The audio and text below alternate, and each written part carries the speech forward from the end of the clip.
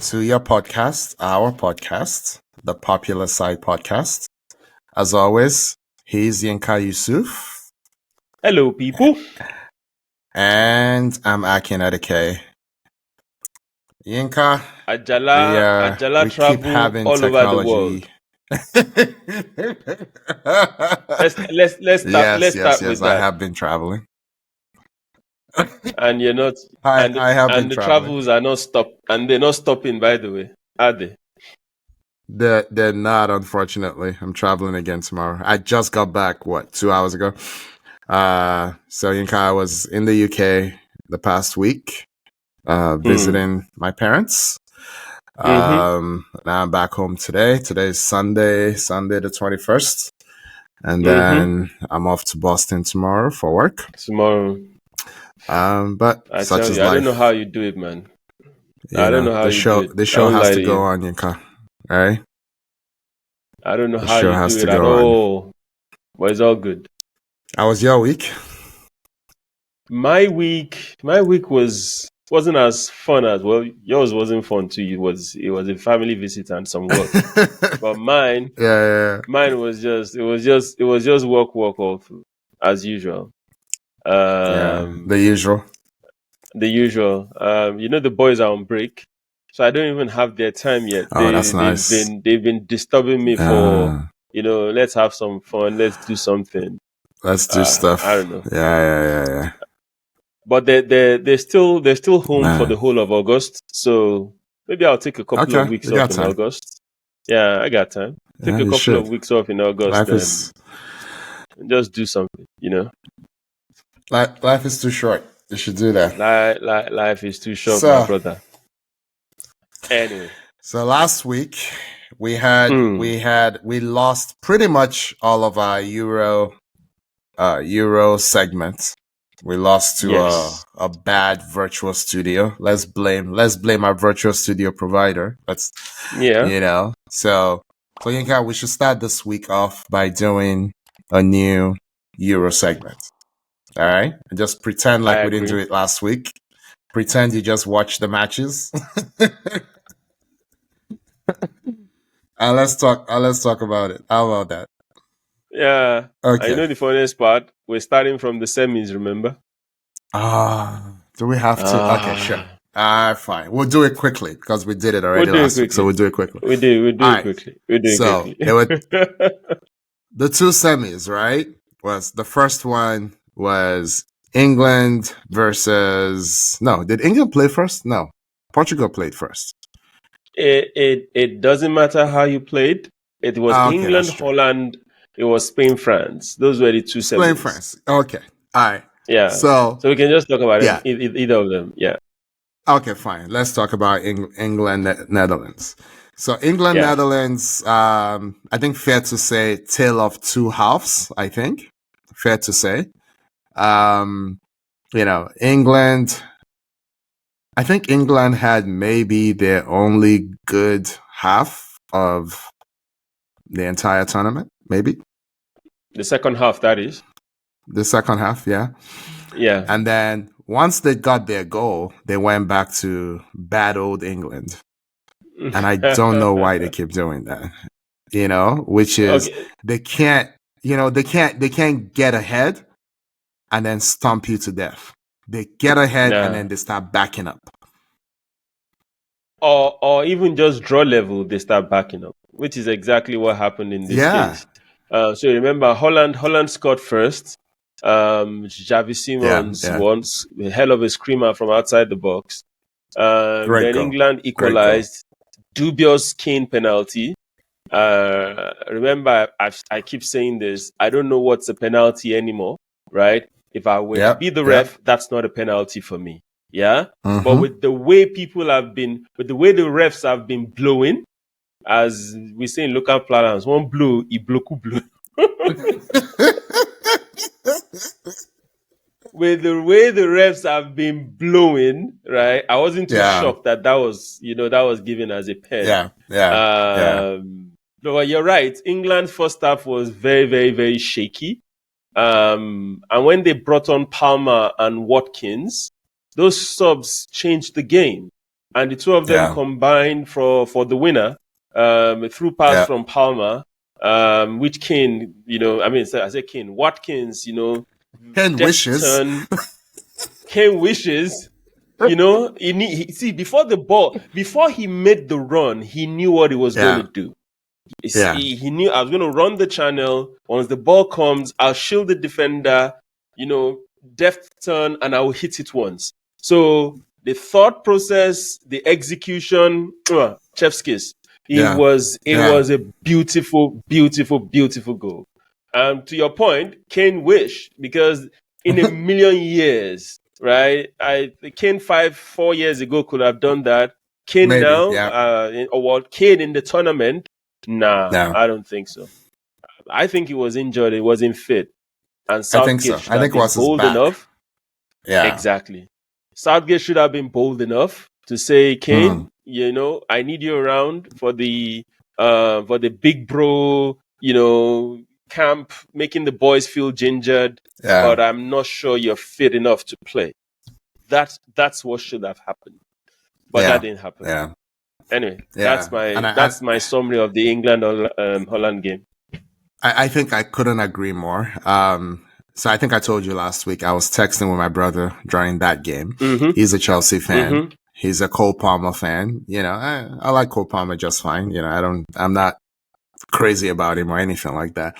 And he was saying this game is screaming for Cole Palmer. I'm saying this game is screaming for Watkins. And the one thing I said, I was screaming it. I'm like, do not bring in Tony. Do not bring in even Tony. Because when he comes in my opinion, they have to change everything they do. People start playing unnatural roles because it's not as mobile as it should be, in my opinion. He plays big. He plays like a Giroud. He doesn't play mobile, so, which is good and bad, because like Giroud can ping passes. He does all the pinging passes thing, but he becomes the focal point. He doesn't move with everyone else. He has to be the focal point, so everything becomes more static. If people are not running around him, nothing happens, and it works. It works at Brentford because it's surrounded by all these dynamic, mobile, athletic guys while he's just over there plodding, so I was thinking about it. I'm like, do not bring in Tony. It's got to be Watkins, and I think Watkins should have been starting from the beginning of the tournament. And he should have, frankly. Yeah. He should have. But to your point on Tony, to your point on Tony Akin, Brentford's system is Tony. Do you understand? That's not the same thing for England. Point. That's a very good point. It's not the same thing. It's not the same thing. Yeah. You don't have mobile runners that will be running off, flicks and knockdowns and the rest of it. Nah, it's not gonna work. Anyway, you were saying England. Everyone's a playmaker on England, which is probably one of their problems. You know what I mean? You didn't have a manager that was intelligent enough to tell this person to tone it down, the other person to up, to raise their level or whatever it is. Anyway, but I was going to say Palmer was probably the only person on that England team that could make that pass when he did. Fair point. I don't think that's Saka's game. We know that's not Foden's game. Maybe that was Kane's game again 2-3 years ago. But like you said, he's become a different player since he went to Bayern. But that was a hell of a pass from Palmer. It was a hell of a one-time, shot from Watkins. There was something about the defender, though. The defender opened his legs. Once he opened his legs, it was over. So no one's really talking about it, but that was like a subtle mistake at the highest level that you shouldn't be making. But the guy wasn't expecting the shot. That's true. That's what he wasn't.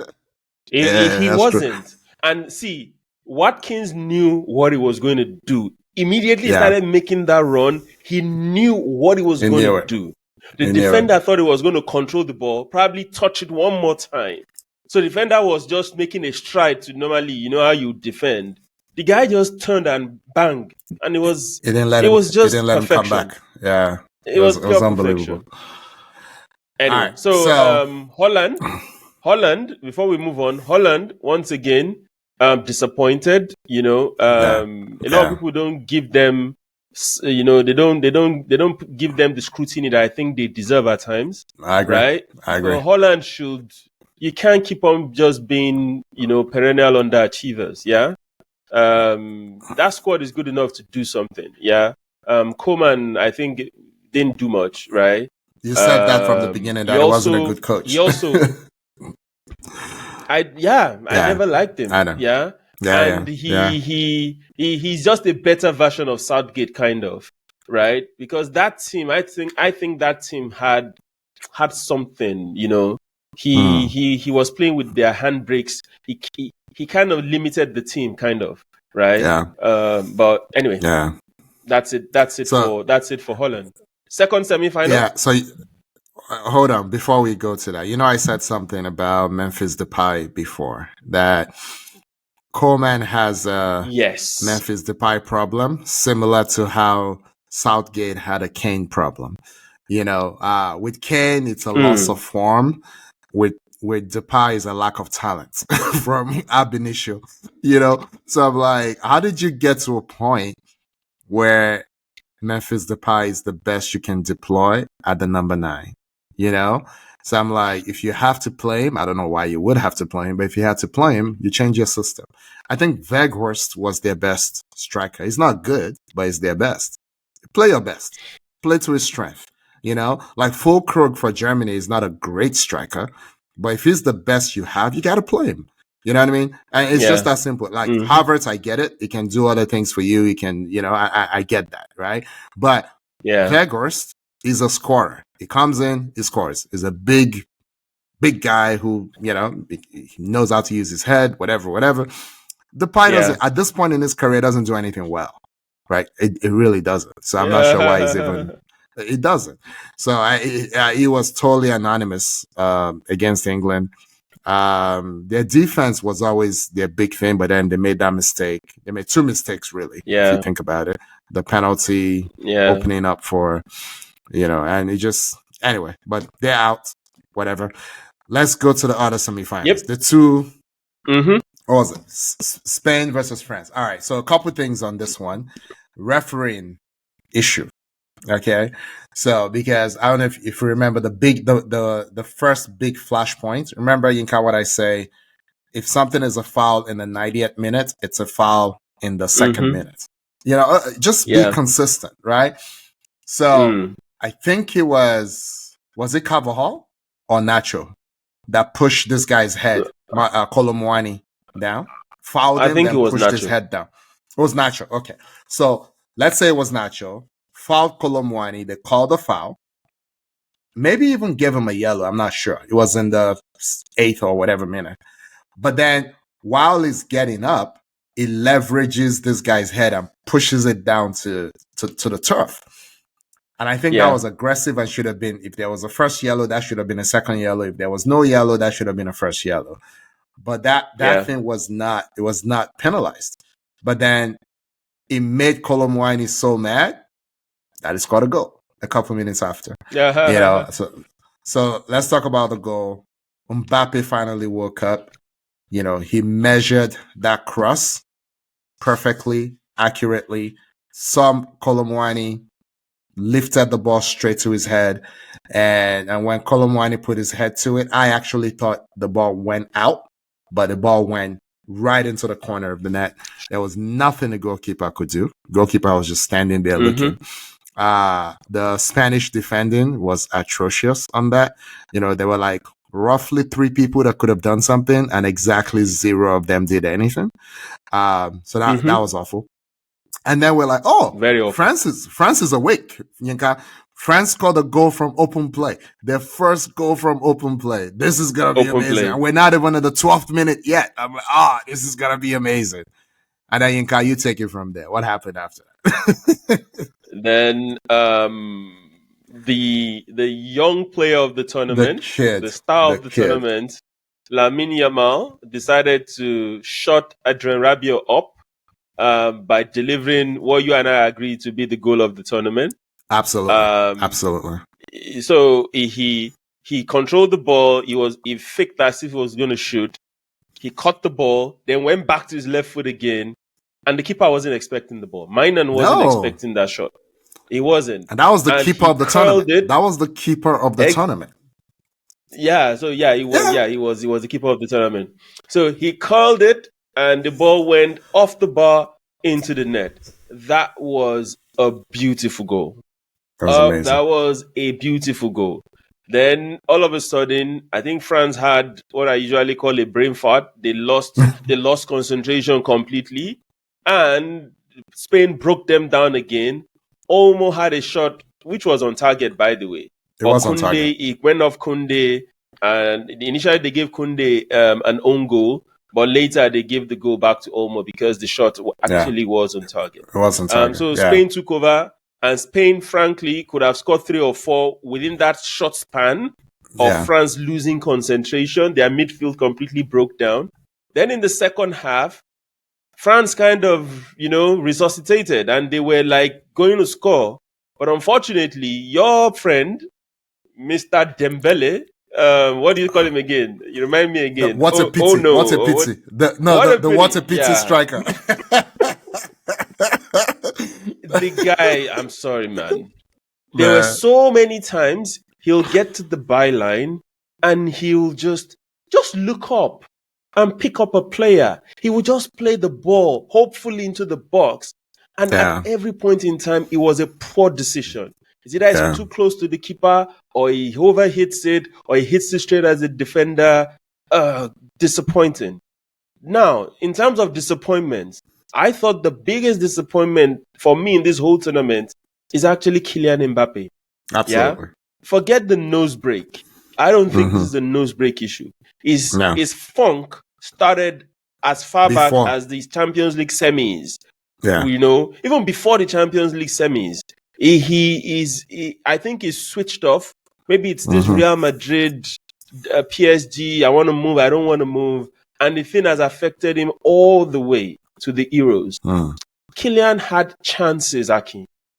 Chances that typically he will bury. Chances that players that are half as good as him were burying in this tournament. And he just kept on ballooning ball. He kept on mishitting the ball. Where he's supposed to pass, he will shoot. Where he's supposed to shoot, he will pass. And I'm like, the only good thing he did was score those penalties, right? In the group stages, and that assist to Kolomwani. That is not.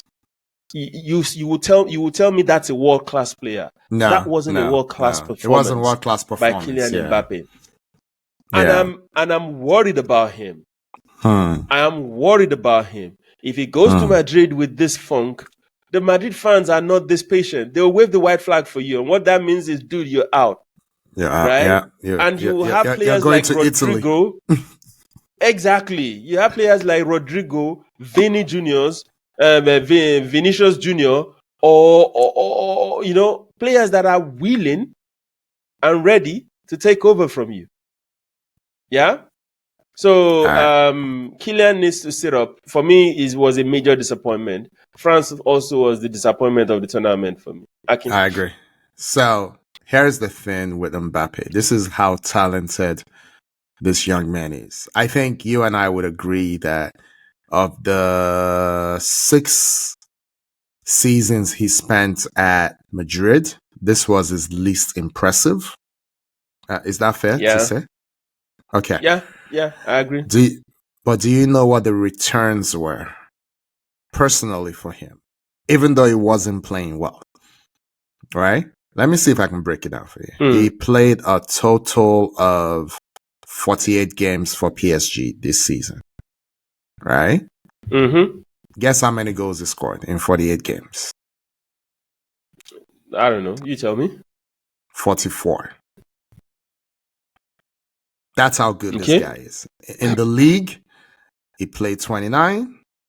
He scored 27. I mean, anyone else does that, I mean, they might as well just retire immediately because they'll never do it again. You know what I'm saying? Like their cup, because France only has 1 cup, right? I think France only has 1 cup. Yeah, they do. Yeah. He scores 8 goals in 6 games. Okay. In Europe, Champions League, Inca, 8 and 12. 8 and 12. Back in when it mattered most. I know. I'm not disagreeing. A player of his status, a player of his caliber, we will not be measuring him by what he's doing in the French league or in the cup, right? I know. We'll measure you when you had Dortmund in the semis. There is no way PSG should be coming out of that game with just one. Was it a goal they scored? They only scored one goal, right? Oh, they didn't even score at all. I think it was 1-0. It was 1-0 both games. Yeah? I think you might be right. It didn't feel like it was in control. That was the main thing. Exactly. It didn't feel like it was in control. You can't be a passenger when your team needs you to be the driver. No, you can't. You can't make Dembele, Ousmane Dembele, what a pity Dembele, to be the driver of your team in the Champions League. It's not gonna work.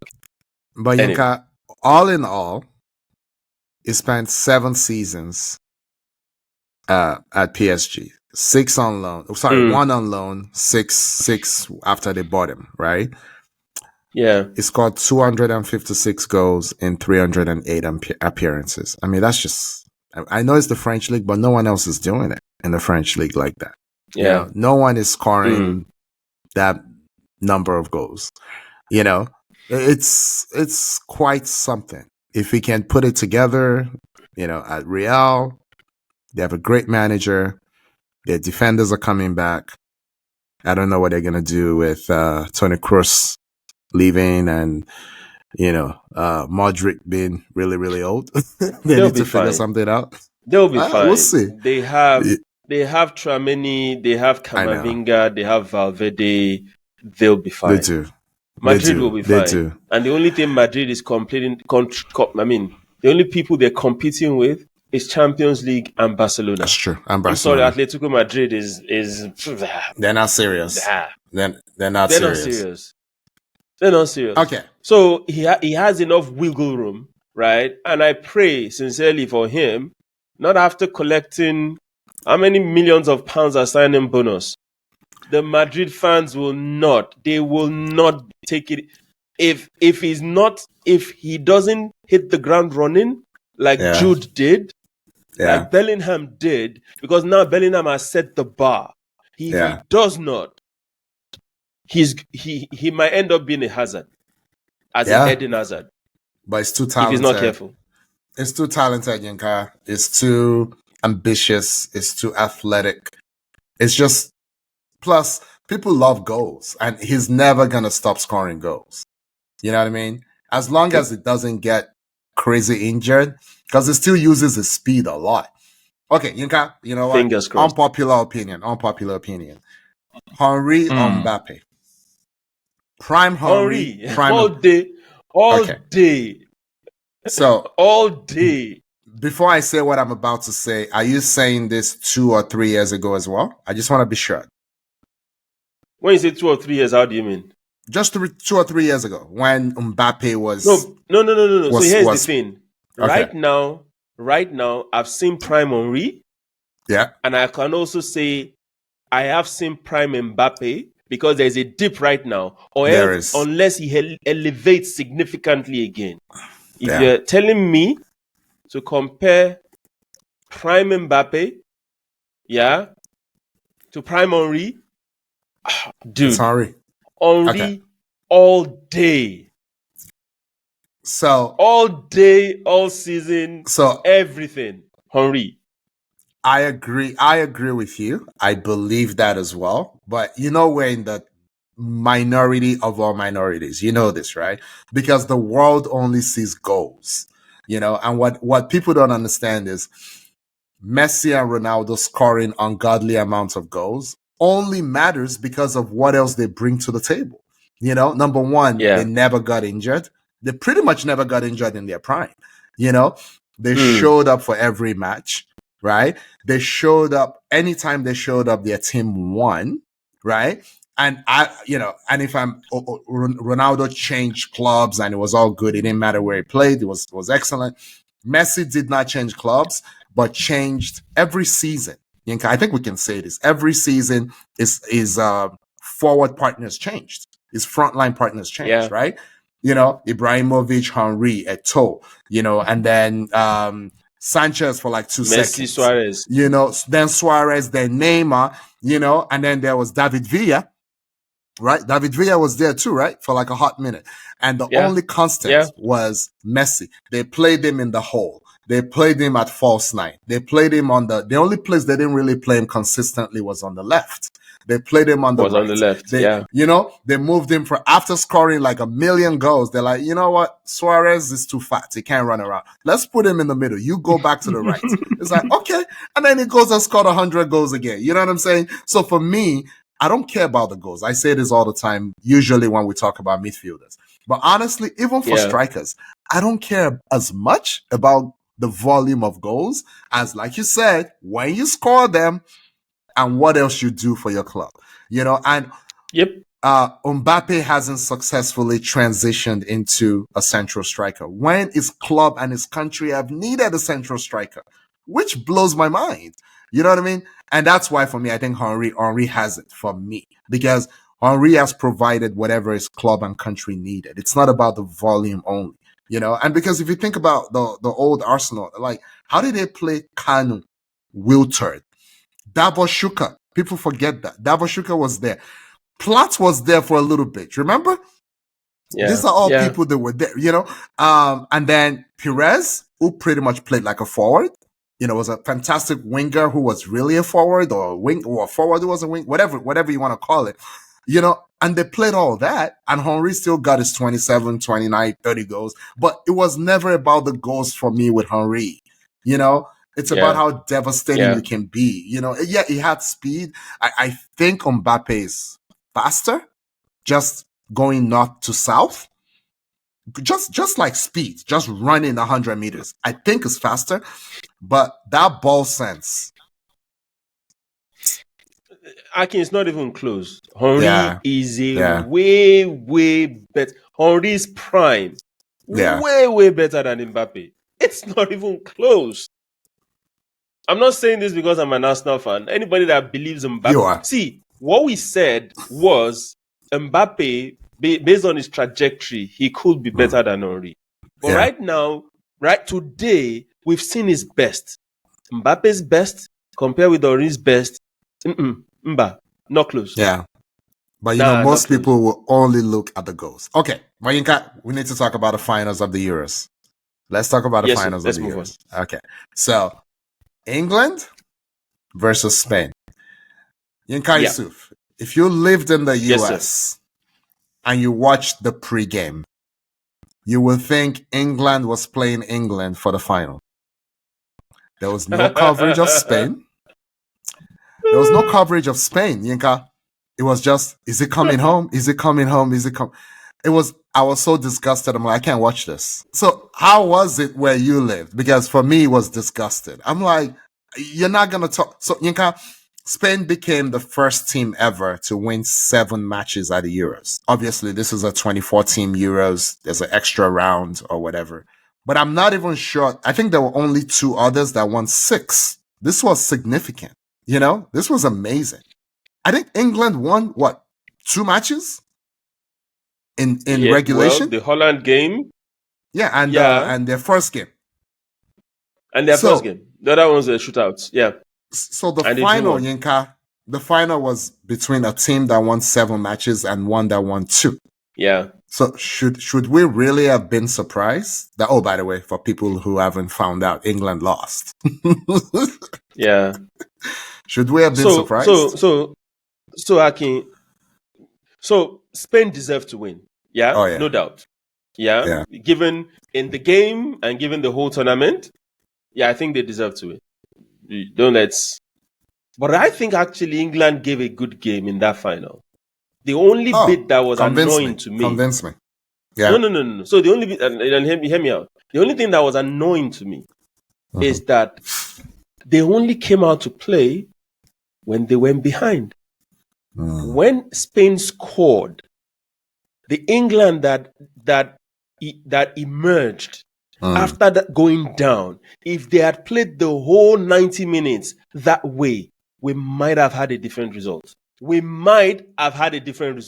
And the instant England equalized, It's like they just went back to factory setting, like there was a reboot, and they went back to factory setting and started playing negative football again. And I'm like, what is going on? And all of a sudden, Spain just kept on, bombarding them. I'm like, what is going on with you people? Yeah. So for me, I think it just shows you that with a different coach, with a different mentality, there's something in that English team. Yeah. Because when Cole Palmer and Watkins came on and they were saying, let's go score, you could see what was going on. They were like giving Spain a run for their money. Yeah. And all of a sudden you equalize and you go back to playing negative football. It's ridiculous. Walker was to blame for both goals, right? Yeah. Because the first goal, he lost Nico Williams completely. And for the second goal, Cucurella and him were 50-50 to get to the ball. How Cucurella got to the ball before him, Walker, that we praise for being a fast defender, he still beats me till today. Yeah. And it just seems like if the Spanish guys wanted him more. This is not something we know of Spanish players. It is England that will say, oh, they want him more. Yeah. They have grit. Cucurella got to the ball before Walker, and Oyarzabal got to the ball before Gueye. Yeah. That was the second basically. Goal. That was game. That was game. For a little bit, it looked like offside. For a little bit, it wasn't offside. It wasn't offside. Yeah. Yeah. While I'm at it, Foden and Kane, total disappointment. Kane, I get it, is injured. Foden, no excuse. You see, this is why I keep telling you guys. Y'all keep telling me best player of the EPL, give him his role. He can't do nothing without Rodri, without Bernardo Silva. I've told you people this 1,000,001 times. He can't. Palmer comes in, game changes. Every time Palmer comes in, throughout the tournament, is there any assist or potential assist that you saw Foden give? He was always trying to score. Always trying to score. The reason why Kane probably didn't have a good game is because Foden was playing next to him. See, I'll say this again. Southgate is not brave enough to do the right thing. I agree. He should have benched Foden. Unpopular opinion, people won't want to hear this. It's actually not that unpopular. Stifled Bellingham. It did. Foden stifled Bellingham. And even if you don't want to do that, play Rice as the defensive midfielder, then play Foden and Bellingham in front of him. In front of both of them. But Split to accommodate Foden, you ended up playing Saka at right wing back. Actually, and Bellingham on the left of a midfield. That's a sackable offense. Yeah. It's a sackable offense. And not only that, but Saka played 4 positions in this tournament. You remember the quarters? Those are the quarters that you didn't watch, and you told me you caught the game later. Yeah. You're like, I was like, what is going on? I'm like, I said no. I heard he was gonna play right wing back, but why is he in his normal position? It's like, are you sure? Are you sure you're watching the same game? I'm like, what? I missed the first half. Still right wing back. It's crazy. But having said that, please give it to Spain. De La Fuentes, he did something before the tournament. He looked at the team and said, Oyarzabal, Ferran Torres, y'all were my main players in the early part of the qualifiers. Yeah. But Nico Williams and Lamine Yamal, they've come of age. I'm benching y'all for the 2 of them. Yeah. I am benching y'all for the 2 of them. Those 2 boys won't Spain the tournament. Yeah. Those 2 boys won't Spain the tournament. I know they gave the player of the tournament to Rodri, but we all knew what Rodri was going to do. Yeah. Right? Yeah. Yamal and Williams surprised the hell out of me. I won't lie to you. I thought they were going to get there and they will Silva and Wilter under the floodlights. Those boys were like, bring it on. We want this smoke. We want it. Wow. Right? Those two boys, 16 years old, 17 years old. And 22. God. It's crazy. And 22. So, Yinka, I'm glad you brought up Oyarzabal and Ferran Torres. Torres has always been a tweener to me.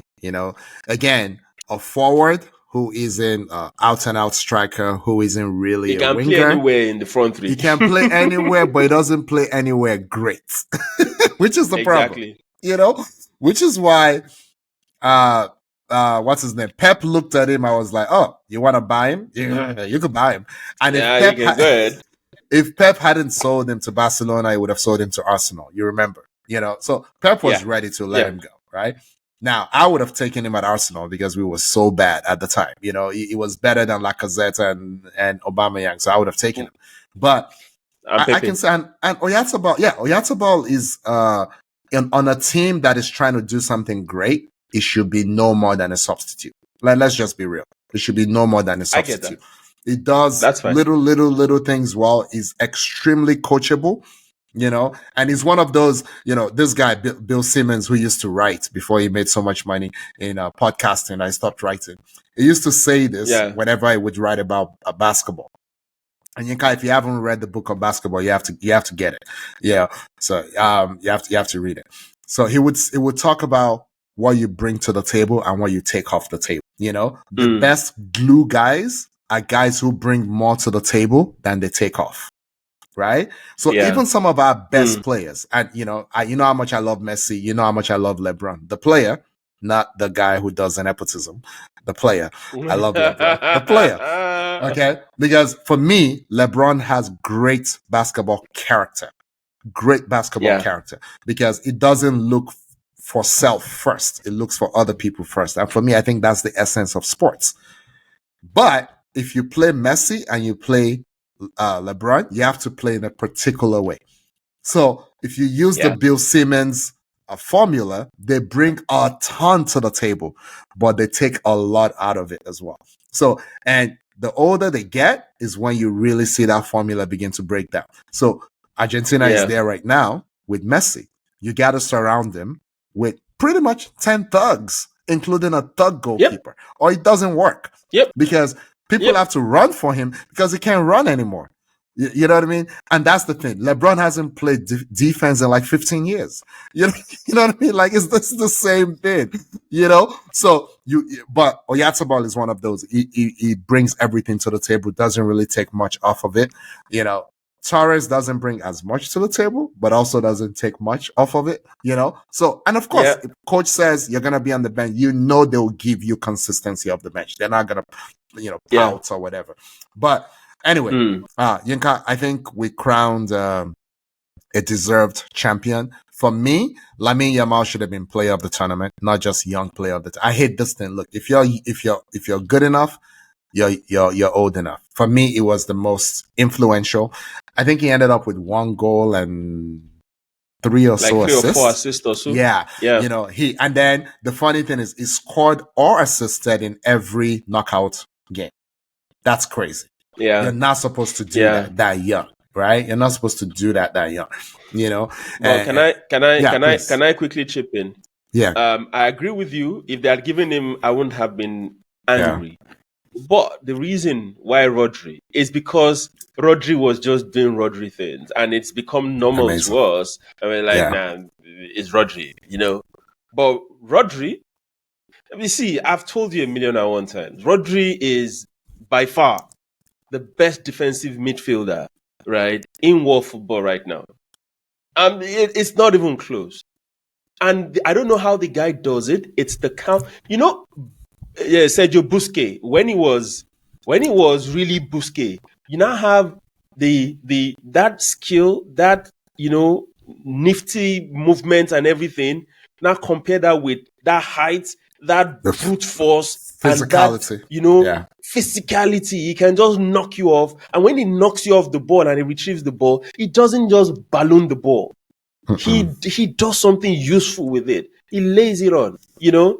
He's the defensive midfielder that Rice wants to be like, that Onana wants to be like. Everybody, the prototype now is, let's be like Rodri. So, I think I predicted this before the tournament started.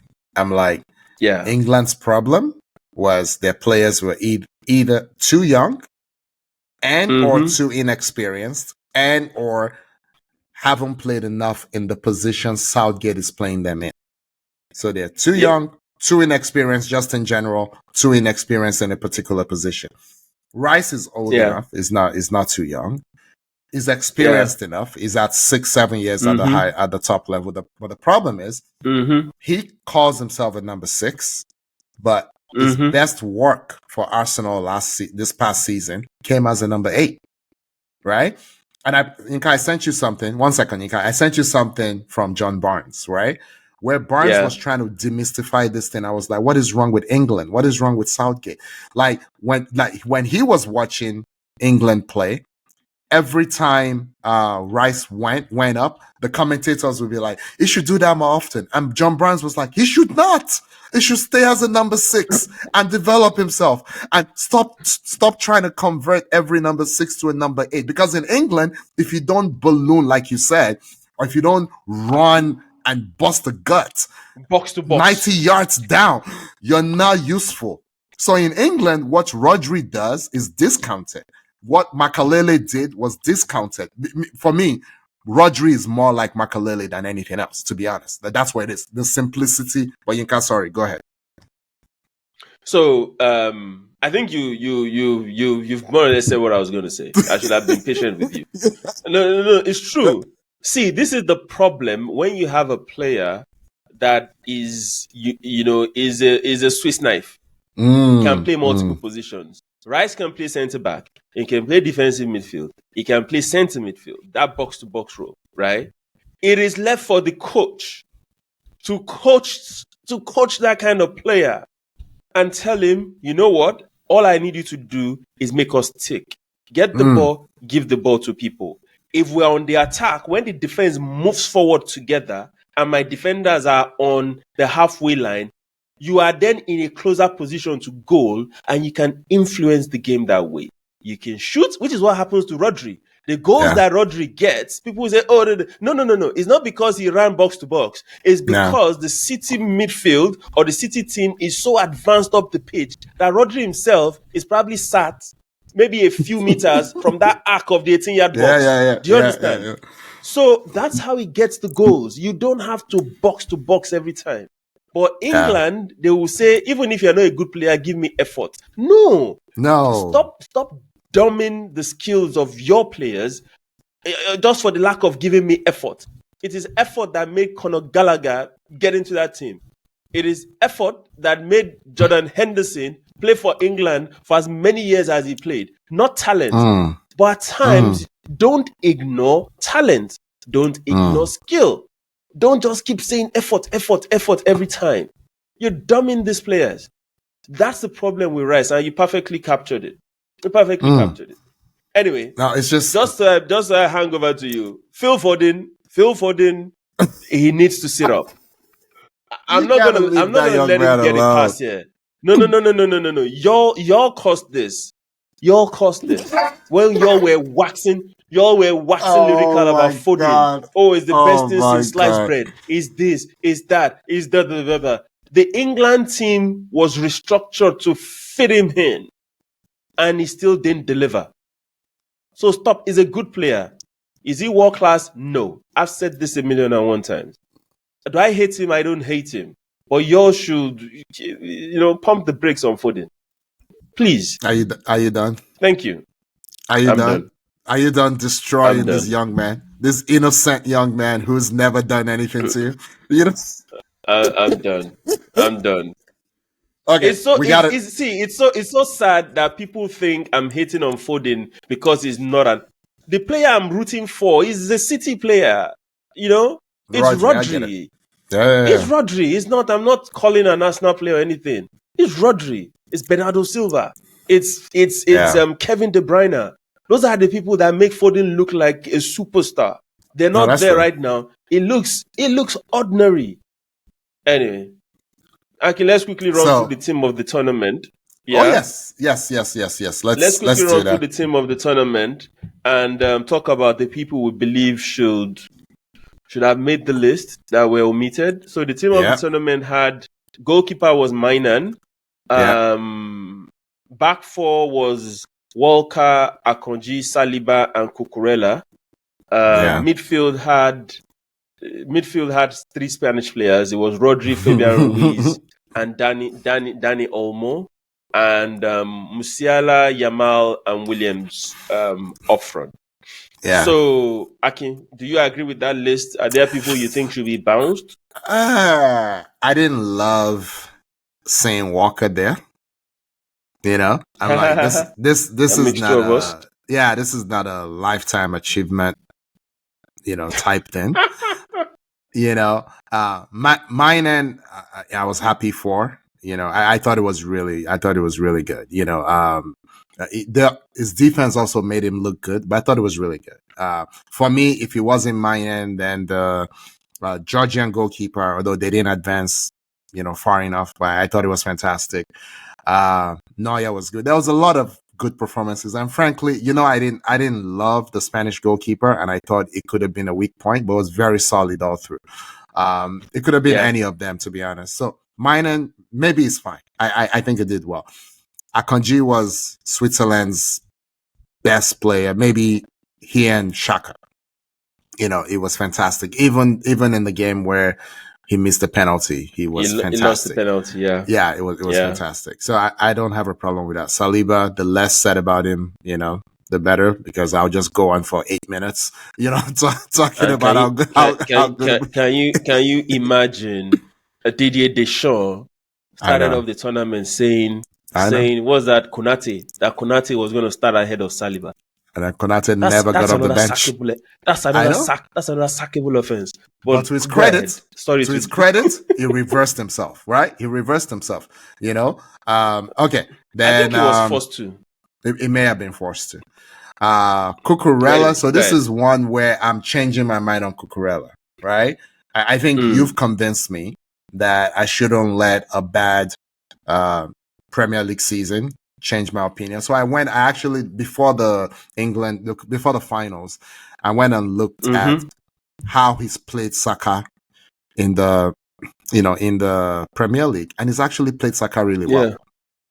He's actually played him really well. Yeah. So I think I think his problem is concentration and being in the right system. He's actually not a bad player. So I had to go reverse myself on that. I think his problem is Chelsea. Cucurella at Brighton. I didn't want to say that. At was it Granada? The yellow. Before he came to Brighton, it was Villarreal. I keep missing. No, it wasn't Villarreal. It was the other team that wore yellow in Spain. What's the other one? In Spain, but it wasn't Villarreal. Granada. Is that Granada? Granada. I think it was Granada. Yeah. I think it was Granada. Cucurella at Brighton, solid. Cucurella at Chelsea. But Chelsea can even make Messi look bad if Messi plays for them. Is that bad? This is true. So, this is true. Cucurella. But go ahead. Go ahead. So, Olmo was the revelation of the tournament for me. I started reading his story, his time in Croatia, all of that. Just amazing. I hope he gets the big move he's looking for. Rodri, we already talked about. I know you think Rodri made Fabian Ruiz look good. But I think Fabian Ruiz at the beginning of the tournament was fantastic. He was probably playing at a higher level than Rodri. And then he faded a little bit. So I think they put him on here only because Spain won. I probably would have found someone else instead of Fabian Ruiz, because I don't think it was that great towards the end. Lamine Yamal, of course. Nico Williams, of course. Musiala was my favorite player at the tournament, but I don't think it should have been in the 11 because, again, they lost in the quarterfinals. He didn't have his best game. I think I would have found someone else to put there. But the problem is there was no good number 9s. There was no good number 9s, Yinka. The champions. I can help you. Help me. I can help you. So I agree with you. Most of the things you said, right? Walker out for me. I think Carvajal was a better right back. Maybe because Carvajal got a red card, they decided to punish him for that. Probably, I don't know. Akanji Saliba, I agree with you. The best pair. I mean, they got that spot on. Rodri, Fabian Ruiz. I'm not mad at that, but I will have put Kante in there. Frankly, yes. I will have replaced Kante with Fabian Ruiz, right? Yeah. Because Kante didn't put any foot wrong in this tournament. No. He did not. His substitution was the shock of the tournament for me. I'm like, in that game against Germany. I know you're. And they did it early. They did it early too. I'm like, I know you're looking for goals, but he can manufacture goals. Maybe he had a knock. You never know. Yeah. Maybe He had enough. I would have replaced Musiala with Cody Gakpo. Okay, yes, I agree. Yeah, that's it. Gakpo they played him out of position. Well, not really out of position. He's played there for PSV several times in the past. Yeah. But Gakpo had a very good tournament. Yes, and Gakpo would have made the list ahead of Musiala. Yes, I agree. I knew Musiala shouldn't be there. I knew he shouldn't be there, but I didn't know who else to put. But you're right. Yeah, that's it. Because there was no good number 9 play in this tournament. Yeah. No. All of them were just there. Because the champions, Yinka, the champions, you have to go to effort to talk about the number 9 of the champions. He put in a lot of effort. That Yinka, frankly, if he had put in the same level of effort 10 years ago, the story of his career would have changed. Yeah. You know what I'm saying? I think he also realized that. And I think he knows this is it's probably his last major tournament for Spain. Yeah. So he gave it his all. Kudos to him. But overall, the tournament for me was just meh. Yeah, it wasn't just great. like Copa. It wasn't the greatest of tournaments. Right? It wasn't great. I think this year, give it to AFCON. AFCON flawed everybody. I agree. I didn't watch the Asian. I didn't watch the Asian tournament. I didn't watch it, so I don't know. So we didn't watch it. So, but with the 3 that we watched, the Copa, the Euros, and AFCON was better. No. AFCON was solid. Fun football, good refereeing, altogether fantastic tournament. Yeah. Anyway, Akin. All right. I think we're done with the Euros, so we're gonna wrap this up and then come back and do some of our worthy mentions. Should we talk quickly about Southgate? He's out in the end. Anything else to talk about? It should be out, right? We'll do that on the worthy mentions. Yeah. All right. Cool. All right, Inka. Let's get into our worthy mentions. Inka, believe it or not, maybe because we've had so many games in all these tournaments. It is the 21st of July, and training camps are in full effect. Inka, believe it or not. It feels just like yesterday that the league stopped, but it wasn't yesterday. It was 2 months ago. Absolutely. And people have started playing friendly matches all over the place already. Yeah. Arsenal are in the US. They got in today. I'm gonna go see them in Philadelphia in 10 days. They're playing Liverpool in Philadelphia, 7:30 p.m. I will be there. The United game is before the Liverpool game, right? Yes. They're in LA right now, so they will play Bournemouth this week in a couple days, and then play United, I think, on the 26th or whatever, and then come to the East Coast and play Liverpool in Philadelphia, and then there's I think there's an Emirates Cup type thing with Lyon and somebody else in London, and that will wrap up preseason. That will wrap up preseason. So, Yinka, let's talk about the transfer window. Don't look now, Yinka, but Manchester United is not doing stupid things. Color me totally shocked. I'm liking the players they're bringing in, and they're not paying Chelsea money for them necessarily. I know the one you're going to talk about, but let me talk about my own first. Zirkzee, I like him. Okay. I look, in previous windows, they would have paid at least 70 million for him. Yeah. They paid 42, which seems about right. He scored like 11, 12 goals for Bologna. He's big, he's strong, he's a Dutch international. He played 2 minutes at the Euros. No. So Zirkzee is a good player. Yeah. So when he was at Bayern, he was touted, the young, blah, blah, blah, blah, blah.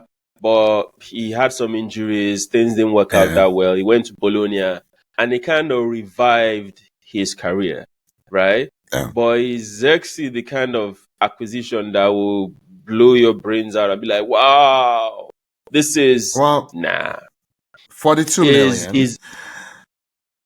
Is competition for Ireland, right? They're pretty much they're the same player at this point, not stylistically, but just same level of development. You hope one of them works out. But again, one they paid 80 million for, one they paid 42 million for, and they're pretty much the same player. That's my point. So something's changing. Fair point. Yeah, something's changing at Man U. Immediately after Zirkzee, they then go ahead and do something which I think is slightly. So Lenny Yoro is an 18-year-old French defender that plays for Lille. Yeah.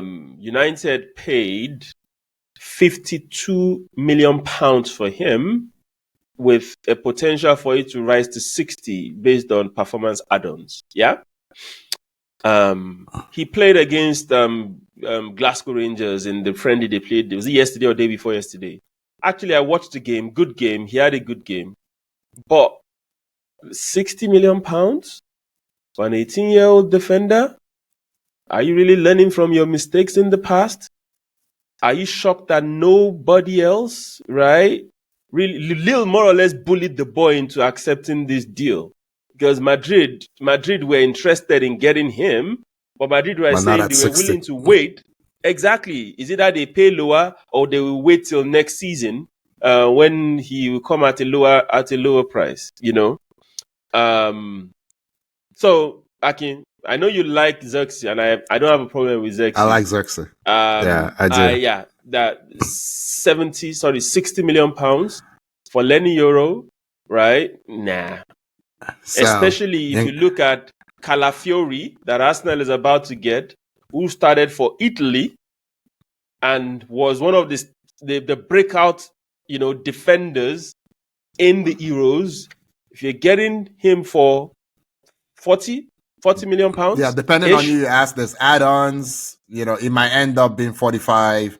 There's a 50% sell-on that Basel put in the deal. Basel had, yeah. Which the funny thing is Bologna was trying to negotiate it after the fact.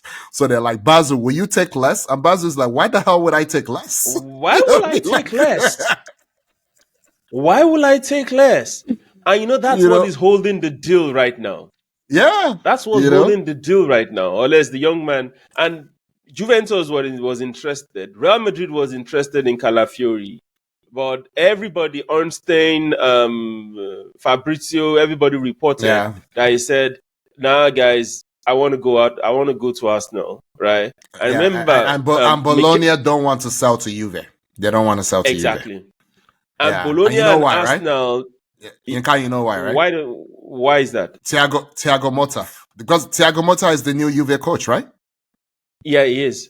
He is the new Juve coach. And they don't love how the approach was made. And they definitely don't love losing, because they really do believe that Motta is the new Xabi Alonso. I see. Yeah, so they don't love that. Juve gets whatever they want in Italy, and they don't like it. Interesting. So they're like, okay, you're gonna take my coach, and then you're gonna take my best player. I don't think so. Okay, interesting. But the young man said, I want to join Arsenal. And Arteta said, I only want people that want to come to Arsenal, come to Arsenal. If I need to start pleading and begging, then you might as well, you're better off not coming here. But one of the confirmed deal, Akin, that I want to talk about is Savinho's move from Troyes to Manchester City. I'm sure you've heard of this. And there's been a major hula baloo about this. Right, so it's a related party transaction, and the young man is 20 years old and is moving for £21 million. Yeah, and everybody's like, "Nah, come on, guys. Yeah, Lenny Yoro, 18, going for £60 million. Savinho, 20, is a Brazilian international, right? And he's going for £21 million. Yeah, and although they said based on, he'll probably play this season. He will play. Yeah. So I think those are the confirmed deals that we have. Bayern has bought 2 players, Palinha and Olise. Bayern has bought both. Vincent Kompany, like we said, we've talked about this in the past. I'm praying for him. I want him to succeed. I'll be very devastated if he's fired. Which other major transfer do we have? There's this 18-year-old from Leeds, Archie Gray, that's moved from Leeds to Spurs. A lot of people were interested in him, but he ended up going to Spurs. I think it's around 30 million pounds. Also, he's 18 years old. So this gives you an indication as to why people are not happy that what's his name, Savinho, is going for 21 million pounds. It just doesn't make sense. Yeah. So I gotta say something about the Euro thing, Yinka. Yeah. So I've never seen him play before. I watched Lille only once last season. The last time I watched Lille consistently was when what's his face used to play for them. Osimhen. So when Osimhen used to play for them, I watched them. When Pepe used to play for them, I watched them. I have not watched them consistently. All of last season, I watched them once. And I think I only watched them because they were playing PSG. I think that's the only reason I watched them. So I don't know this guy's game. I don't know anything about him, right? But I'm also like, unless you're like Saliba, 18 as a defender is really young. There's maybe every 10 years you get one. Actually, every 15 years you get one 18-year-old that can actually play at the highest level. You know, and the level Man U is trying to get to, it's really hard for an 18-year-old to shield Onana. Okay? Andrew Onana. who has a mistake in him. If you let him, he'll make it every game if you let him. So this is going to be this is going to be very, and even sorry, Yinka, one second. Even Saliba, Arteta refused to play him at 18. Arteta loaned him out three times. Yeah. All right, sorry. Please go ahead. So, in Man U's defense, I understand they're also after Delight and I like that. And Braithwaite from Everton, the left-legged centre back from Everton. So they're after those two guys, and also they're showing up that defensive midfield. They're also after PSG's Ugarte. Yeah. One of my favorite players in world football. Who is a very one of my favorite. Whose coach doesn't like him? And it's because it takes simplicity to another level. Yeah. He's a tough tackling guy. Collect the ball, pass the ball. He's not as good as Rodri, but he's not as tall as Rodri. He's not as physical as Rodri. But he's on the same mold. He's the same mold, exactly. So for me, I'm envious of United if they get that deal. That's a good player. Real. No. That's a good player. Yinka, we kill United when they're not when they're doing crazy things. They haven't done any stupid things so far this summer. They're actually, fair enough. I think that's the first step. I don't want to say it, but this new ownership may know what they're doing. Yeah. And I don't like it. You know, they're making good moves that make sense. You know, fair point. I don't like it. Akin, there's a rumored deal that bothers me. I'm not sure if it bothers you too, but I'll talk about it. Is Musa Diaby going to Al Ittihad from Aston Villa? Yeah, I don't like it. Okay, so there's a couple things. How did we get here? Yeah, so there's a couple things, Yinka. And so it's, for me, let me go to Conte potentially leaving Saudi, right? So when Conte went to Saudi, I don't think Conte has ever been motivated by money. We've seen all the memes. He was driving his, Mini Cooper or whatever, while everybody was driving Lambos or whatever. You know, sometimes people overdo it with, he doesn't care about money. Some people are simple and care a lot about money. Unless you actually know them, you don't know how they feel about money. But let's assume it's true for Conte, right? This guy, Gab McCarthy, was making a point that for Conte, some of it was religious as well. Like, he saw an opportunity. Sorry, go ahead. It's 95% religious. Okay, that was the point I was gonna make about Diaby. Diaby is also very devout, just like Conte is younger. You know, he's not as mature yet, but he's also very devout, right? So this could be something, hey, I got to do this for my personal growth or whatever it is. I don't think it's necessarily about money, but I still don't like it for his development. But what do you think? Exactly my point. Akin Derby is 25 years old, right? He was coming to the EPL to blow, if I can put it that way. Yeah. This does not seem like somebody that is about. Do you understand? This is no. I don't hate the Saudi league. But I don't think it's for 25-year-olds. No. Especially a 25-year-old player that just missed making the French team that's gone to the Euros. So I'm like, have you and given in hindsight, up? So probably should have made the French team. In hindsight. Exactly. Ahead of what a pity Dembele. Of course. Well, or even honestly, even ahead of Thuram, because again, Thuram refused to do what I just said Ferran Torres and Oyarzabal did. Exactly. Be versatile and useful. It wasn't very useful in this tournament. It was versatile, but it wasn't very useful. And Akin, good point. So going back to your religious point, Villa is in Birmingham. Birmingham is the most Islamic. I know. It's true. In England. In the UK. Yeah. So I don't like it. It doesn't it's not good. Well, he knows what is good for himself. But from my own perspective, it just I don't think it's the right deal for him. I don't love it. I don't love it. But there's another one. Favorite player? Okay, go ahead. Tell me my favorite player. Tell me. Victor Osimhen. Oh God. Is PSG are looking to get him from Napoli. But obviously Napoli what's gonna happen. They've realized the release clause is complete BS. So they are negotiating with them. They're not gonna pay the 130. Because nobody else is. Do you understand? Nobody else is in for him. It's no longer worth it. A year ago, exactly. It would have been a bargain. It would have been a bargain a year ago.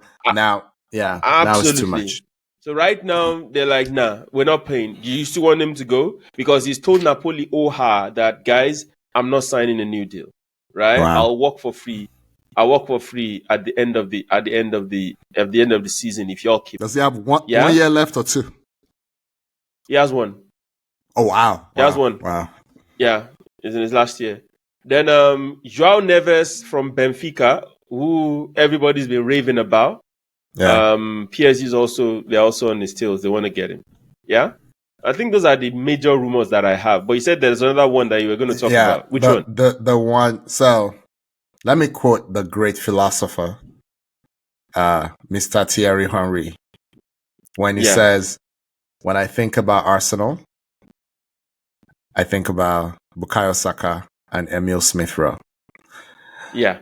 When I think about Arsenal, I think about Bukayo Saka and Emile Smith-Rowe. Until the injuries got too much for ESR, they were a package deal. You know, you didn't mention one without the other. You didn't mention Bukayo without mentioning Emile. You didn't mention Emile without mentioning Bukayo. And every time this guy gets injured, it just breaks my heart. Right? I read a fantastic article about him from The Athletic. You know, I love The Athletic. And it was just amazing. They talked about how he reminds Arsenal players of Gleb, but also of Rosicki, because that whole drifting into the middle and scoring. Gleb with a deceptive height. People think it's tiny, but it's actually almost 6 feet. It's like 5'10", you know? And then the way he runs. And then there was a quote from Carragher about how he just loves to see him move, right? He loves to see him just advance the ball, you know? And then you think about the team has been looking for a left-sided 8 for so long, and that was him. You know, he saved Arteta's job once before. Remember that Boxing Day match against Chelsea, you know, where he came in and just did just amazing things. So I get, and for those who don't know what we're talking about, Arsenal has rejected a £35 million approach by Crystal Palace and Fulham. I think he'll probably choose Fulham over Crystal Palace, and he has connections to both. Crystal Palace, apparently, he grew up just down the road from Crystal Palace, and then his youth development coach is at Fulham now. You know, guy with a Nigerian name, apparently. So he would be fine with either. But I don't want him to leave. Is that crazy? Like, I know Arsenal has to raise money, and apparently this might be an Arsenal record. when the money comes in. Yeah, because the Yeah, record so but far has been it was is it Iwobi, Iwobi? wasn't it? Iwobi, 40 Yeah, million. it was Yeah. Iwobi. Yeah, it was Iwobi. But I don't think that's going to be the only exit for at Arsenal. No, there'll be I think others, but I don't care. Well, I think let me not Nketiah say is I don't. off. But also Reese Nelson. But Nketiah is off. Reece Nelson's off. So it tells me if these three people are off, then the team is light. That means an attacking option is coming in. Yeah, Right? Now, I Fabio don't want Vieira people. is already there and he doesn't play, so he's gonna play more. No, so Fabio's best position is not in that front three. His best position is Odegaard's position. Yeah? Yeah, So or he's the other Odegaard's side of him, understudy. or Or the other left side of eight. him. Yeah, exactly. There is something going on with Baka, Dani Olmo, and Nico Williams. yeah. Just watch that space. Baka can't afford both of them. I hope they get Dani can't. Olmo because I want Nico Williams and Arsenal want Nico Williams, and apparently we will be his choice if he doesn't go to Barca. That's what I've heard also. Yeah. But the way I am with transfers when it comes to Arsenal. That's why I didn't talk about Arsenal until I see Arsenal.com and you're carrying that shirt and you're telling me how you've always wanted to play for Arsenal all your life. Until you tell me that, I don't believe anything. I agree. Anything. I agree. I've learned my lesson when it comes to Arsenal. Because Wenger will now come and list a full scarf sheet of the people that he should have signed. He almost signed. Messi, Ronaldo, Ronaldinho. I mean, come on, guy. I don't care. I don't care. Oh my gosh. All right. I don't care. Anyway, so let's move on to our next worthy mention, Akim. Where are we going to? England fired their manager. Well, no, they didn't fire. He resigned. He walked away. Stop lying. Tell everybody what happened. Okay. Wow. He's no longer there. Okay. Exactly. Mutual agreement is gone. Yeah, so my take on this is very simple. Simple. You mentioned De La Fuentes, who was the manager of Spain, who nobody had heard of before. He was in the FA system, the youth system. He didn't really have any club, and he just put a system together. I think that's what, in my opinion, that's been the failing of Southgate. What is the English style of play? These guys play for their clubs and then they come to the national team and they're not playing the same way. So why not just look at what the English clubs are doing and just adapt an English style of play? Like, you look at the Germans. The reason the Germans always go down but come right back up is they have a German style of playing. Yeah. And whether you grow up in Cologne or you grow up at Bayern Munich, you know that style. You know what I mean? So when you go to the national team, it's not foreign to you. You know what I mean? So you can have like strikers as different from each other as closer. And what was the name of the other guy that came to Arsenal, number 11 for Arsenal? The other Polish Podolski. guy. Yeah, as different from each other as Podolski and closer, and you can make both work because their brains have been, like conditioned from an early age to do certain things. That's why you can see Musiala and Sané come from two different backgrounds and be able to do the same things on the pitch. So Spain does it the best, I think. Nobody wants to do what Italy does, but Italy does it too. They all play the same way, right now, not very good. But what is the England way of playing? Like Bellingham looks nothing like any other English player, like you can't find a deputy for him. Even Rice, who is Rice's understudy, look at the midfielders England brought to the Euros. No two of them play alike. None. Yeah. So England doesn't have an identity. They don't have that DNA. Their DNA is more like a mentality or lack of mentality, for to say it more accurately. The DNA is hustle. Just say it. Yeah, but anyway, so that's my take. I don't know who they're gonna put in it. They've all said it's not gonna be a foreign coach, which I agree with. But I hope it's not Frank Lampard for their own sake. Otherwise, they'll be very, very disappointed. But it might be Graham Potter. So there's not the Graham Potter or the Newcastle manager. What's his name, Yinka? Akin. That's Eddie Howe. Yeah. Eddie Howe. Yeah, I think he'll probably be the one. Yeah. The Frank Lampard drums are becoming louder. No, they should know better. Akin, the Frank Lampard drums are becoming louder. If this was 8 years ago, of people, they shouldn't do it. Hold on now. I've seen a couple of people on TV already rooting for Frank Lampard. Oh, it's a young team he's very good with young players. No, it's not. Yada, yada, yada. So all I'm telling you is brace yourself. You might get Frank Lampard as the next head coach. Yeah. Oh my God. Now, let me say this. Okay. Lee Carsley is the under 20 or under 21 manager for England. Yeah, whatever it is. Yeah. The best football that is played in the whole of England by any national team is a Lee Carsley team. Get on YouTube and go check these young boys play. You will know this is a properly coached the current team. One or the ones that won with Cole Palmer and Emil Smith Rowe last summer. That one. Current one. That one. Okay, no, that one. Yeah, one. I agree. Yeah, I agree. Yeah. Also, the current under 17 team, they played under 17 Euros recently. Italy won. Watch out for that crop of Italian players. Those boys are solid. I actually watched the games because I was following Ethan Nwaneri, Arsenal's Ethan Nwaneri.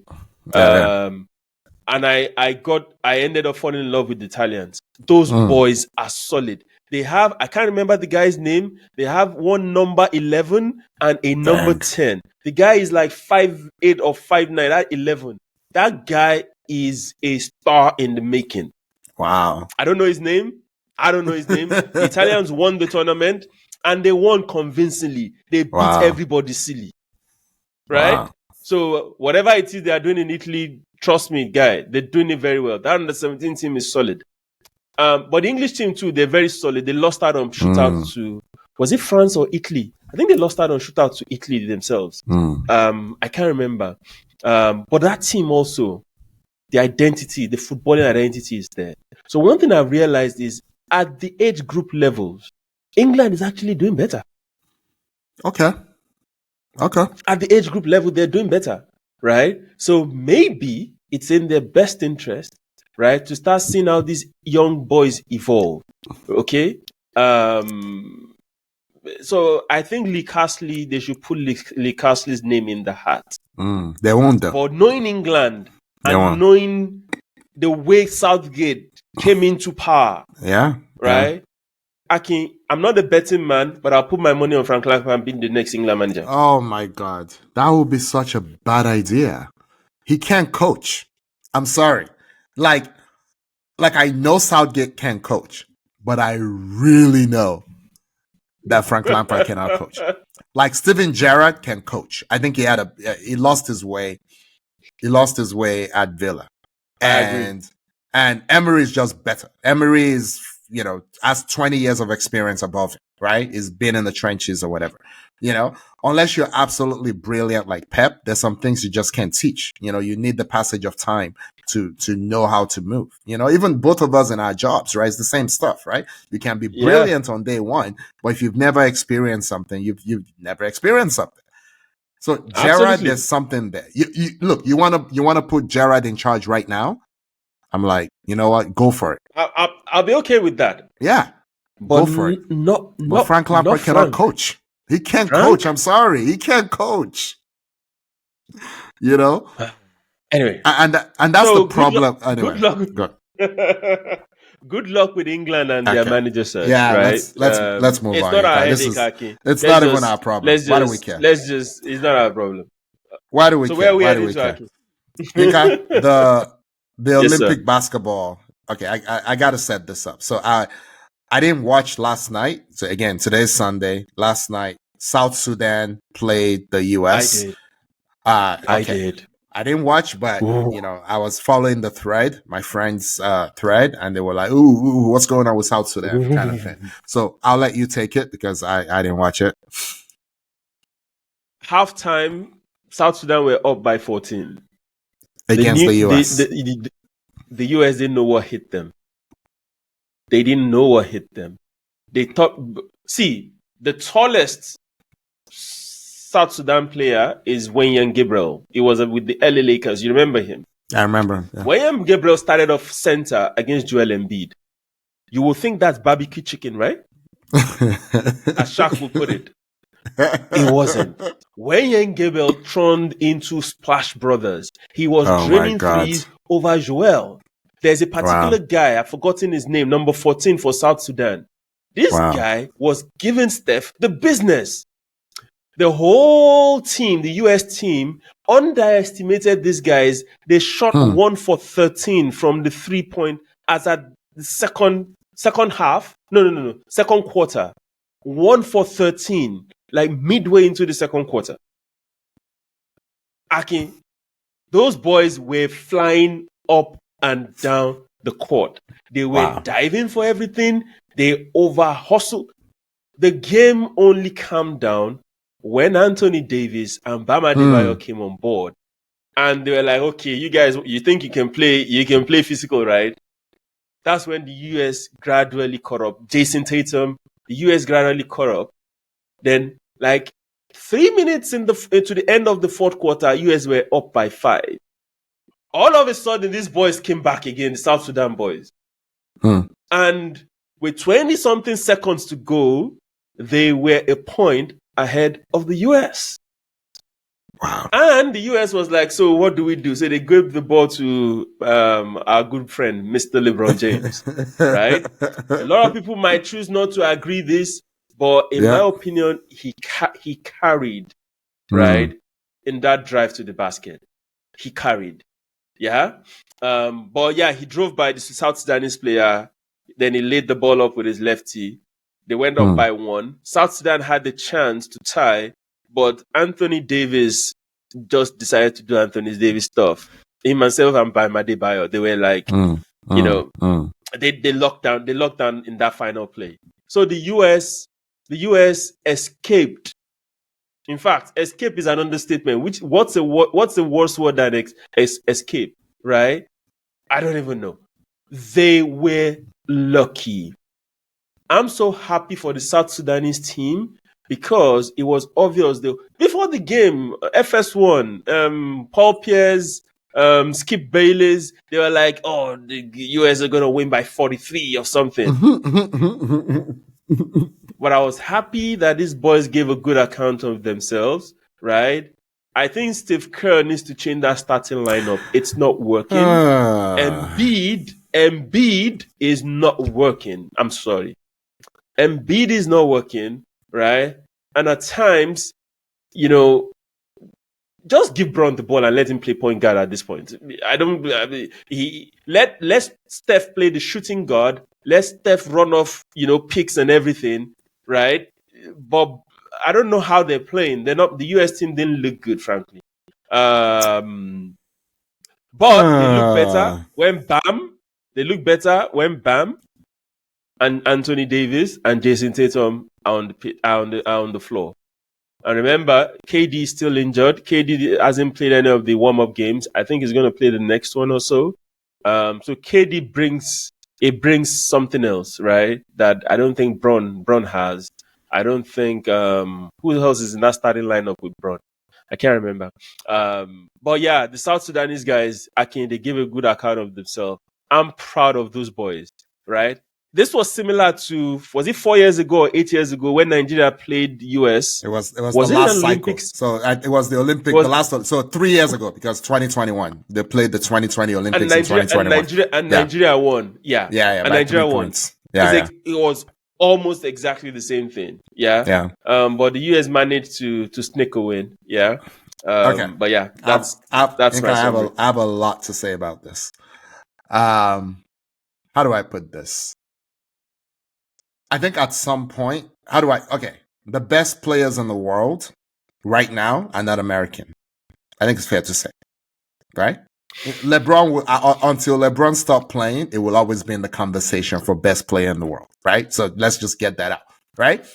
But right now is between Joker, right? It's Giannis, Giannis, and what's his name? The fat one that refuses to lose weight in Dallas. Doncic. They're in the top. They're 3 out of 5. You can even add you can add SGA to it. Mm-hmm. Yeah. You can add Shai Gilgeous-Alexander to it. Yeah. Mm-hmm. But you're right. The best players, right? It wasn't like 10 years ago when it was US or no one else. Mm-hmm. Yeah, there are better players now. Yeah. So why are 6 of your 12 players old and or injury prone? That's hubris to me. Good point. And who are the 6? LeBron's old. He'll be 40 in December. He's 39 now. Don't look now, but Steph is old and he can't guard anybody. Yep. Steph is only 2 years young. So. He's only 2 years younger than LeBron, I think. Or maybe 3. Yep. Okay.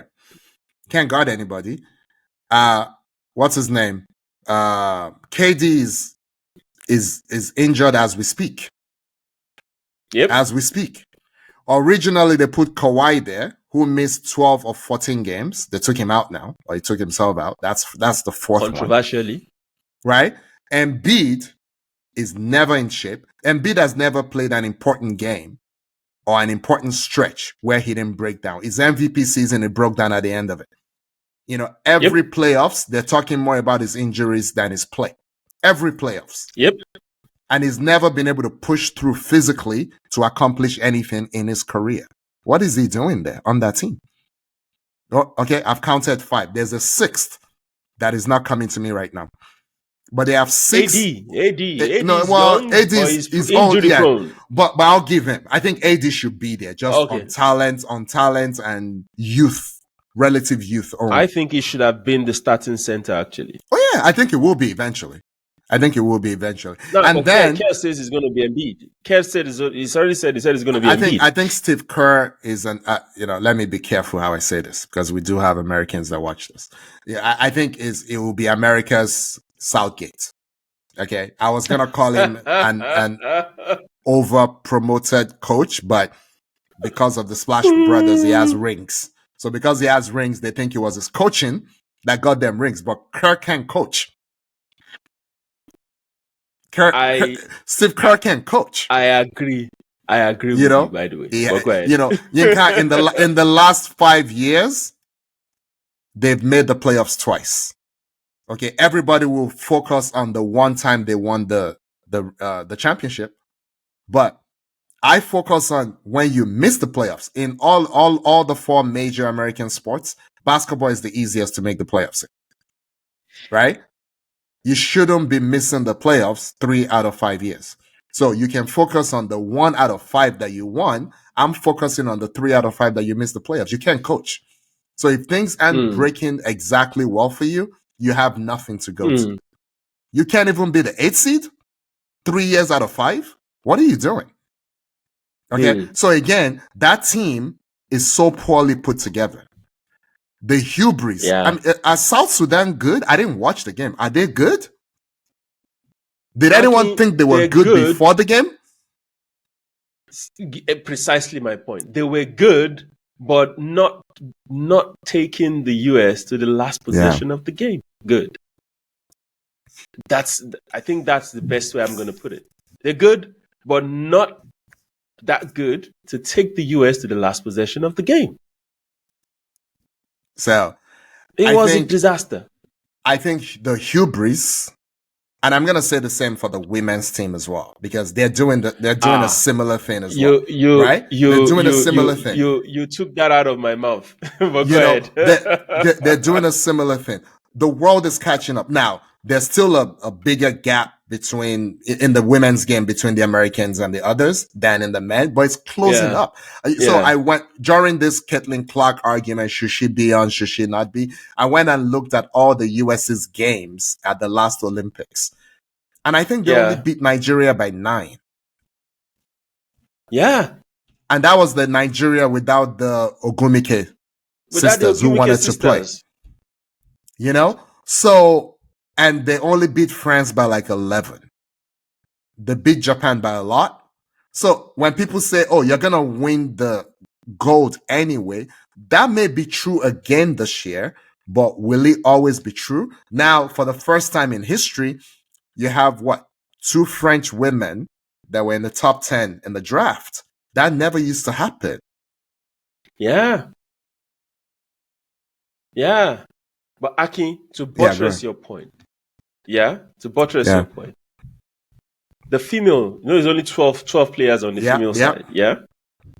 So let me tell you the age, or let me just read through their ages, right? So the oldest is Diana Taurasi. She's 42. 42. That's crazy. Yep. She shouldn't be there, but go on. She shouldn't be there, right? Brittany Griner is 33. And she can't play anymore. Chelsea Gray is 31. Brittany Griner cannot play anymore, Yinka. But go on. So my point is the All-Star games that happened yesterday, right? This USA team lost to the All-Stars that were not on the Olympic team. You know, that's how they played. They played all the other All-Stars against Team USA that was going to the Olympics. Yeah. That's what they did. They lost. They lost. And guess what? Arike Okunbowale went there with a vengeance. And cooked. Y'all didn't pick me. She dropped 34 on them. 34. Caitlin Clark, y'all didn't pick me. She had like 17. How many assists? I can't remember. I might be wrong, but she was in double figures for assists.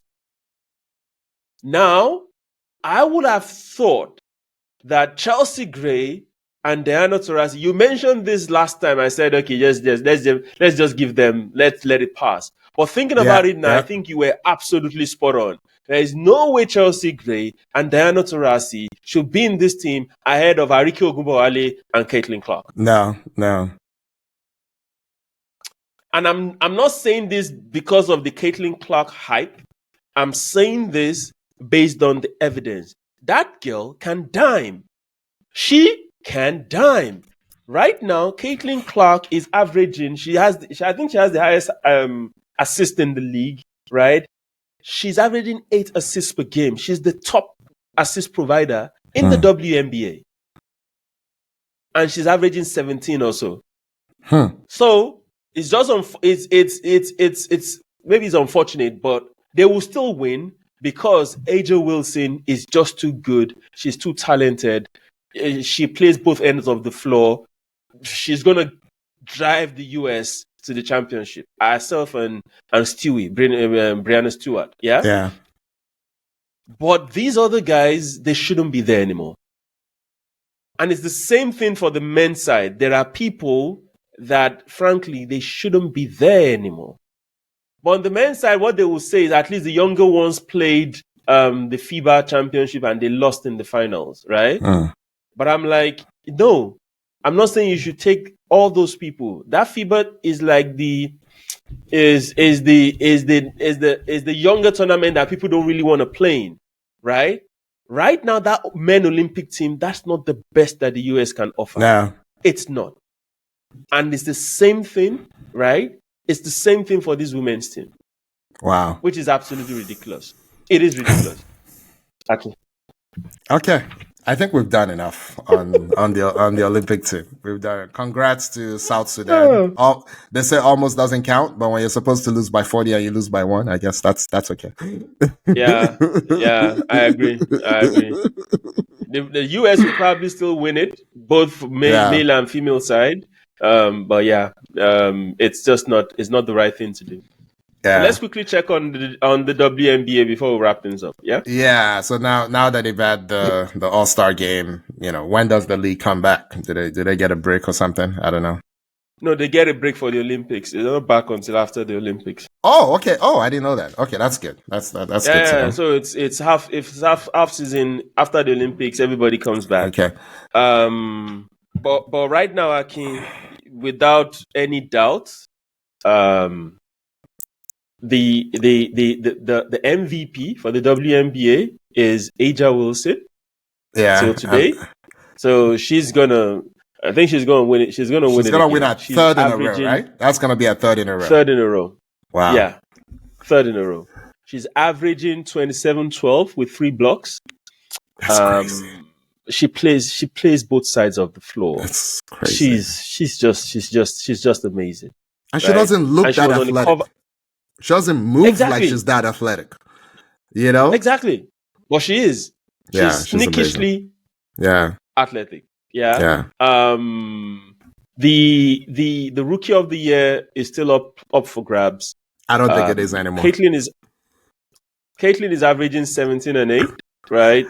She's shot 71 threes. I think she's third in the league. 32%. Yeah. Then Angel Reese is averaging a double-double. She's at 13 and 12. But I don't think she can win. But I think it's Caitlin. Between the two of them. I think it's Caitlin. Even if it's not Caitlin, like I said a couple of weeks back, just give it to Caitlin. It better be. We want peace. We want peace to reign. A couple of things. Other rookies. Cameron Brink, she's been injured, but she's still the blocks that she's registered. She's been injured for like 3 or 4 weeks or thereabout, right? But she's still ranked. I think she's the third or so in blocks per game. That's crazy. And the number of blocks, I think she's 4th or 5th. She was really playing well defensively. Offensively, she wasn't doing that well, but defensively, she was a beast. Rikia Jackson is doing well for LA. 11 points, 4 rebounds, 31% from the 3.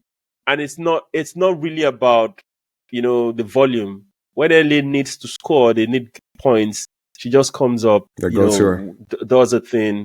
She's the go-to person for LA. But yeah, Aja Wilson is just, she's something else. It's amazing. She's something else. I love watching her play. Watching her play. Yinka, do you have any thoughts about the NBA Summer League? Yeah, and you know why I'm asking. So, unfortunately I know why you're asking. Yeah. Because why else would we talk about the NBA Summer League? Why else would we talk about the Summer League? So we're talking about Bronny James Jr. His first 2 games were, I don't want to be harsh, but they were a total disaster. Yeah. But towards the last 2 or 3 games, I think he kind of got into it, and he showed enough for me to believe he can play in the G League. Right? Which is where I believe he will be heading to. The other guy on LA, Dalton Connect. That guy is heading straight into that squad of 15 for LA. Sharpshooter, he's more polished. He's played 4 years in college game before coming to the NBA. But Bronny, Jaylen Brown was caught. The people read his lips and he was saying, I saw that. I don't think Brown is a pro. I don't like that. But he should know better. You can't be sitting courtside. You can't be sitting courtside and not covering your mouth when you speak. There's a reason why people do this when they speak. Come on. You should know this by now. You can't be talking openly. You do this so people don't know what you're talking about. Now you have to answer unnecessary, stupid questions around your opinion. And frankly, it's the young boy's opinion. He can say, and he's not wrong, like you said. It's not wrong. I don't think he's wrong. I think you perfectly said it a couple of weeks back. You said Bron is not tall enough, right, for you to reach that potential to say there's something there. Right now, he's not showing us enough to say this guy is NBA ready. If you were 6'1", 6'2" at best, you had better be. You had better be a major terror on defense, right? Yeah. I can't even think of someone who is. Do you know he's 6'1"? Who was the guy on Memphis a few years ago that everybody wanted to play with? It was like a monstrous defender at the On guard Memphis? position. He made many all NBA teams. It was like everyone's like it was very popular. Was it Tony Allen? Was it Allen? Yes, something Allen. Was it Tony? Yeah. Was it? But I can't remember. It wasn't Allen, It wasn't 6'1", Yinka. No, he was tall. It's not the tallest of people. I think it was like 6'3" or so.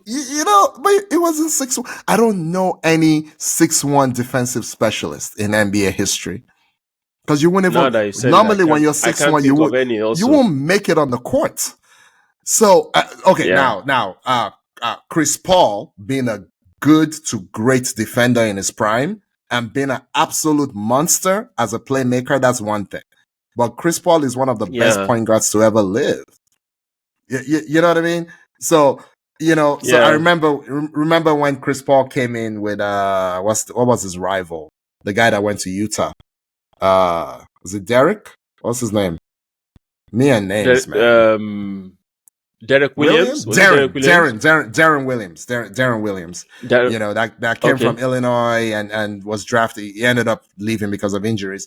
So when people were saying who's the better point guard, Darren Williams is a little taller, a little bigger, whatever it is. But Chris Paul played both sides. He's a 6'6" guy who was one of the best talents we've ever seen at the point guard position ever.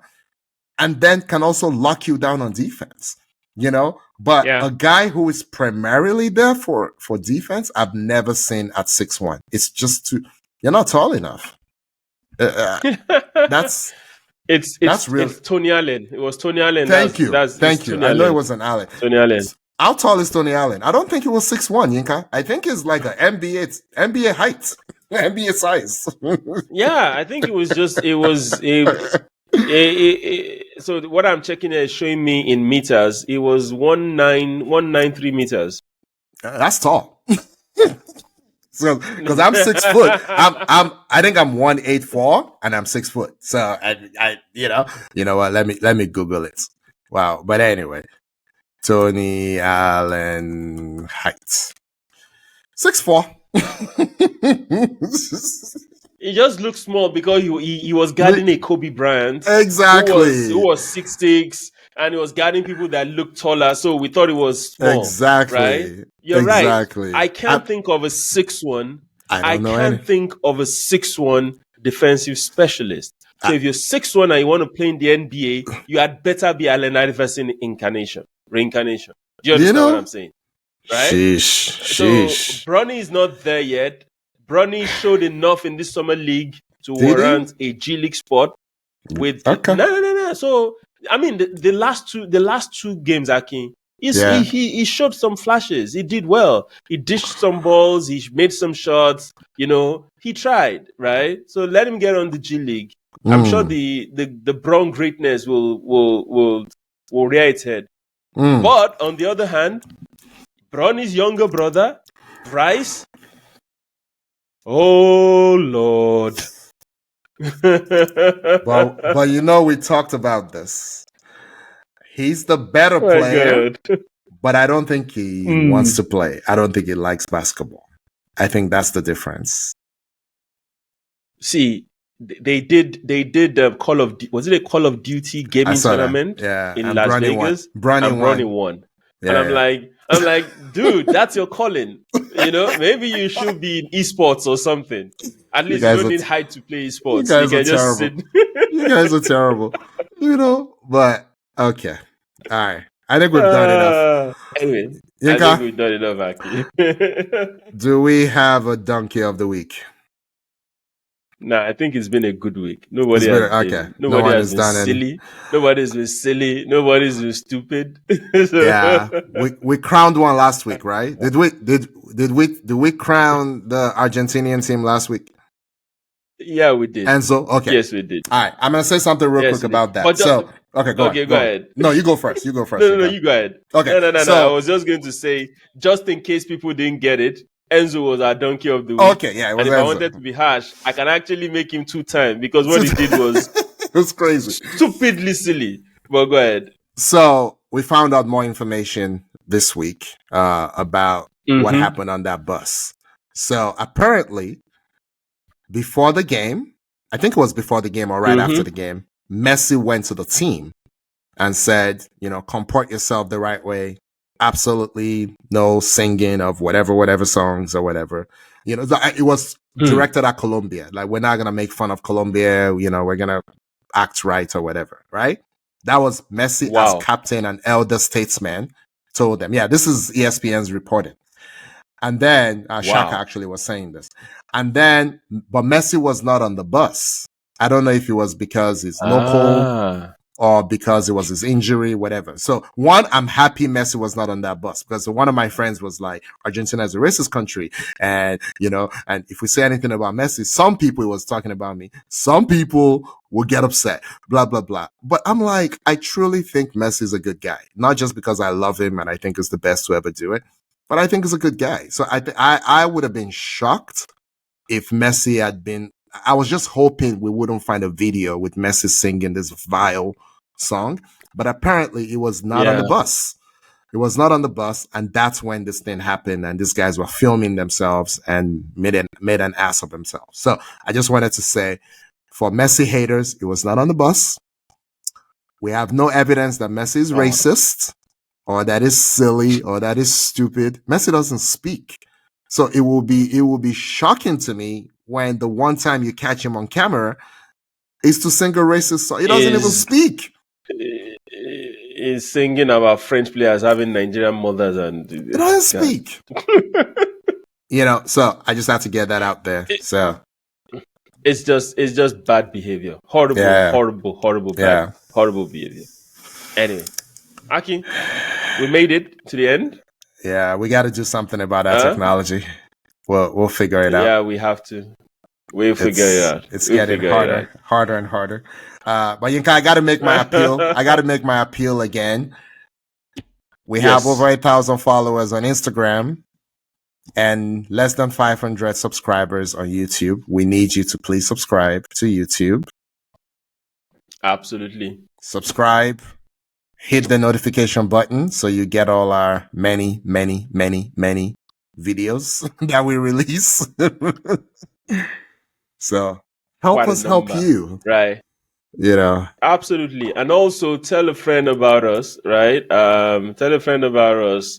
Follow us. This is our side hustle, mini side hustle. Yes. That way. Yes. And frankly, guys, it's because I've been extremely busy. Aki has been traveling. Everything we promised, we will do. Yeah. We will keep to our words. The giveaway is coming. And the questions. Yeah. We have a couple. But I think from next week, maybe Aki will start. Yeah. Why don't we just commit now that our next episode, our 25th episode next week, will be at least half of it will be questions. Let's do it. Fair enough. So you can still send in your questions. If you haven't done it already, you can still send in questions. It can be about the next season. It can be about the Euros. It can be about Copa, national teams, anything you want. And it can even be about myself and Akin and why I travel so much. Yeah. We can do that. Oh my gosh. Terrible. We can do that. That's all good. All right. People, right. That's our show. See y'all next week. We'll see you next week. Yeah. Thank you, Yinka. Thank you, everyone. We will see you soon. Bye-bye.